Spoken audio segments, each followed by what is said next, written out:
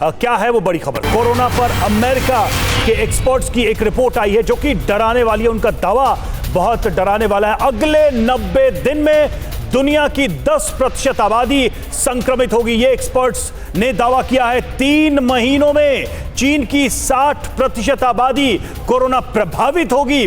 भारत को चीन के हालात पर नजर रखनी होगी। चीन से आने वाले रॉ मटेरियल पर भी ध्यान रखना होगा। तो भारत को सतर्क रहने की भी बात एक्सपर्ट्स ने कही है।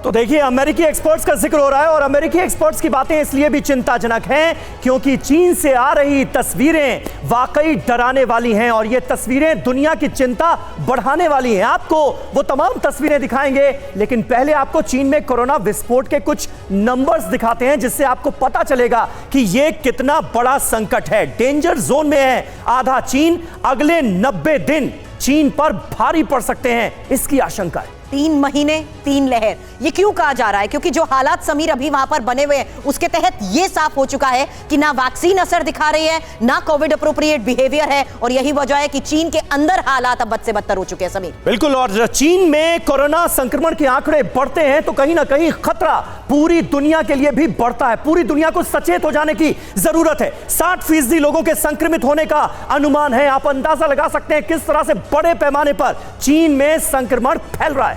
डराने वाली बात यह है कि इस अनुमान के मुताबिक 10 लाख लोगों की मौत जा सकती है।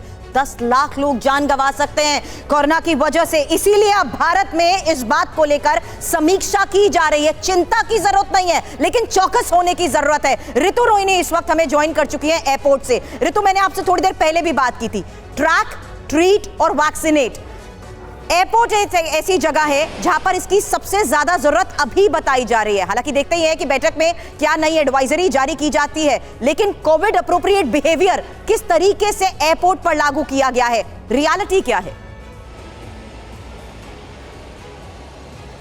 जी देखिए, जिस तरीके से एक बार फिर से कोरोना विस्फोट हुआ है चीन में और जो तमाम देश हैं दुनिया भर में, लेकिन सबसे जो बड़ी बात है वो यही है कि फिलहाल सतर्कता बरतने की ज़रूरत है। और इस वक्त की मैं आपको वस्तु स्थिति बताऊं तो एयरपोर्ट पर फिलहाल कोई ऐसी प्रिपेयर्डनेस नहीं दिख रही है, लेकिन क्योंकि जो स्वास्थ्य मंत्रालय की बैठक होनी है उसमें जो दिशा निर्देश निकल कर आएंगे उसके आधार पर ही एयरपोर्ट अथॉरिटी जो है वो तमाम दिशा निर्देश तय करेगी और जो प्रतिबंध लगाए जाएंगे उसी के आधार पर लगाए जाएंगे। बीते 14 फरवरी को जो प्रतिबंध हटा लिए गए थे, ऐसा संभावित है कि उन प्रतिबंधों को एक बार फिर से लगाया जाए, जिनमें मुख्यतः मास्क का प्रयोग करना सबसे अहम है। इसके अलावा जो बैठक हुई है उसके पहले जो सूत्र बता रहे हैं वो ये जानकारी दे रहे हैं कि स्वास्थ्य मंत्रालय ने एयरपोर्ट अथॉरिटी से मुख्य तौर पर चाइना, ठीक है ऋतु मैं आपके पास आता हूं। डॉक्टर राजू व्यास हमारे साथ मौजूद हैं। डॉक्टर व्यास, देखिए, हकीकत तो ये है कि अब तमाम तरह के प्रतिबंधों की बात हो रही है,